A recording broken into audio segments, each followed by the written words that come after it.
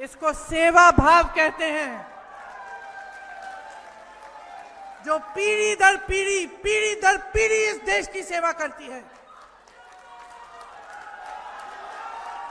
आपने इतना दिया है कि 10 पीढ़ियां नहीं चुका सकती हमारा ऋण। संसद से निकाल दो, घर से निकाल दो, आप हमें भ्रष्टाचारी बोलो, तमाम केस डाल दो, एजेंसियां को हमारे पास भेज दो, मेरी 75 साल की माता जी को भेज दो ईडी के पास पूछताछ कराने के लिए, किसी को, मेरे पति को भेज दो, मेरे भाई को भेज दो, हमारे पूरे परिवार को भेज दो, हमें कोई परवाह नहीं है।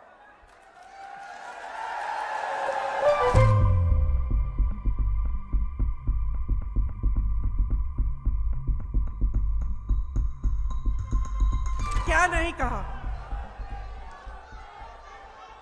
सबसे बड़ा आरोप तो ये लगाते हैं कि हम परिवारवादी हैं, है ना? ये आरोप लगाते हैं कि हम परिवारवादी हैं, और फिर जिस पार्टी से, जिस दल में, जिस नेता का बेटा पकड़ सकते हैं उसको अपनी पार्टी में खींच के ले जाते हैं। परिवारवादी हम हैं। फिर कहते हैं कि हम भ्रष्टाचारी हैं। बहुत इन्होंने हमारे बारे में कहा है, लेकिन मैं आपको दिल से बता रही हूं, बहुत पीढ़ियों से हमने सेवा की है।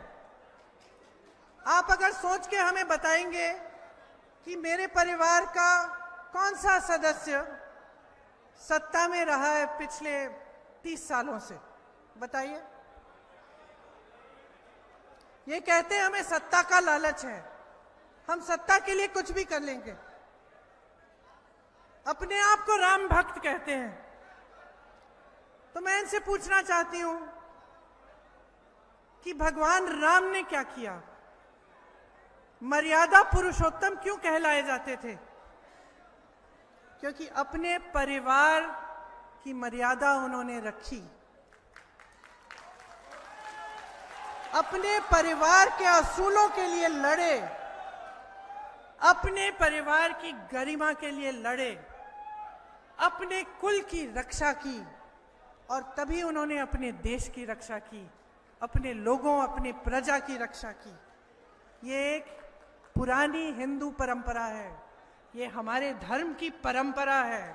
इसको परिवारवाद नहीं कहते, इसको सेवा भाव कहते हैं, जो पीढ़ी दर पीढ़ी इस देश की सेवा करती है।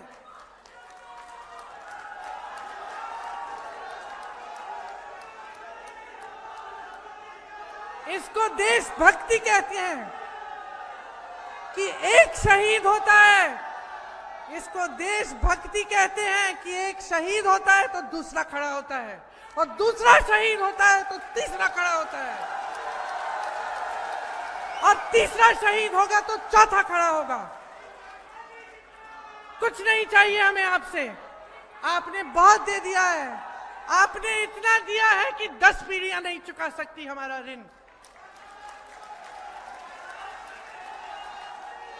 आप हमें नहीं चाहते तो कोई बात नहीं, आप हमें नहीं चाहते तब भी हम सेवा करेंगे, हम मांगेंगे नहीं, हम जितना कर सकते हैं हम करेंगे। एक सच्ची आस्था होती है, एक सच्ची आस्था होती है, एक सच्ची श्रद्धा होती है। ये मोदी जी नहीं समझ पाएंगे, आप समझोगे। आप क्यों समझोगे? आप क्यों समझोगे? क्योंकि आपने सरहद पे अपने बेटों को भेजा है, इसीलिए आप समझोगे। आपके बेटे कुमाऊं रेजिमेंट, गढ़वाल रेजिमेंट के बेटे इस देश के लिए शहीद होने के लिए तैयार हैं, इस देश के लिए पीढ़ी दर पीढ़ी शहीद हुए हैं, इसलिए आप इस भावना को समझ सकते हैं, मोदी जी नहीं समझ सकते। मोदी जी ने कुछ त्याग नहीं किया इस देश के लिए, कुछ त्याग नहीं किया इस देश के लिए। त्याग आपने किया है इस देश की धरती के लिए, इस देश की मिट्टी के लिए। आप समझ सकते हैं कि अगर एक परिवार इस देश के लिए त्याग करता है, इस देश के लिए शहीद होता है, उसका क्या मतलब है और उसकी दिल में कैसी श्रद्धा होगी। मैं इन सबको बताना चाहती हूं, आप केस डाल दो, संसद से निकाल दो, घर से निकाल दो, आप हमें भ्रष्टाचारी बोलो, तमाम केस डाल दो, एजेंसियां को हमारे पास भेज दो, मेरी 75 साल की माता जी को भेज दो ईडी के पास पूछताछ कराने के लिए, किसी को, मेरे पति को भेज दो, मेरे भाई को भेज दो, हमारे पूरे परिवार को भेज दो, हमें कोई परवाह नहीं है। हमें पता है क्या दिखता है, हमें पता है क्या दिखता है, आपका भय दिखता है, हमें आपका भय दिखता है कि भाई तुम इतना डर क्यों रहे हो हमसे, क्या हो गया, दोबारा सरकार नहीं आएगी, जनता का मन बदल गया है क्या?